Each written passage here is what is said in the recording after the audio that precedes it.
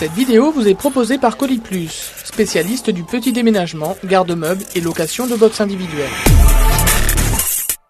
Des objectifs globaux de stratégie et des objectifs plus spécifiques de type développement commercial. Donc c'est en fonction des objectifs-là que on va faire en sorte de trouver les bonnes sources d'information, faire en sorte que l'information alors nous parvienne de façon à ce qu'elle soit ciblée par rapport à ces besoins-là. Donc c'est pas une recherche d'information tout azimut, c'est vraiment de la cibler en fonction des besoins.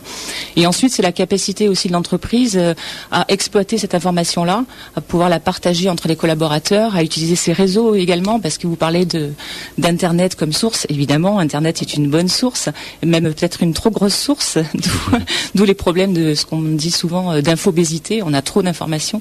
Donc pas mal comme mot. Il est pas de moi. Le problème aujourd'hui, il n'est pas tant d'avoir une quantité d'informations. Le problème, c'est d'avoir les bonnes informations et surtout de les exploiter derrière. Donc l'entreprise, elle doit à la fois faire en sorte de ne pas crouler sous cette information-là et d'être capable de l'exploiter pour, au bout du compte, prendre les bonnes décisions et passer à l'action. Vous intervenez plutôt pour les PME? Alors j'ai deux cibles. Il va y avoir effectivement les grands groupes où il existe déjà des structures, des cellules de veille qui se chargent de tout cela. Par contre, ce que l'on peut me demander dans ce cadre-là, ça va être de faire un audit, un diagnostic de l'existant pour faire en sorte, alors soit valoriser un poste, soit faire en sorte qu'il y ait plus de motivation de la part des personnes. Parce qu'un système de veille, pour qu'il soit intéressant, il faut que toutes les fonctions de l'entreprise participent. C'est-à-dire souvent, le marketing ne parle pas à la recherche et développement et vice-versa. Donc c'est aussi décloisonner ces services-là.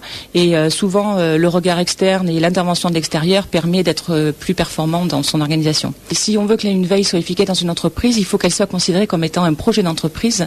Donc c'est pas une personne derrière son PC à chercher de l'information sur Internet, c'est vraiment un réseau. Donc ça commence par un réseau d'entreprise, c'est faire travailler les gens ensemble.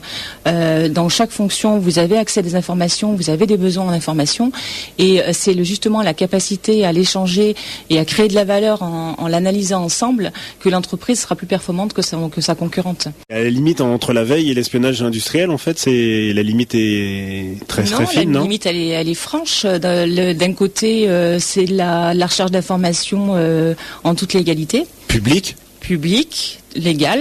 De l'autre côté, c'est faire les poubelles, s'introduire dans les locaux. Et donc, ça, vous faites pas ça? Non. D'accord. Non.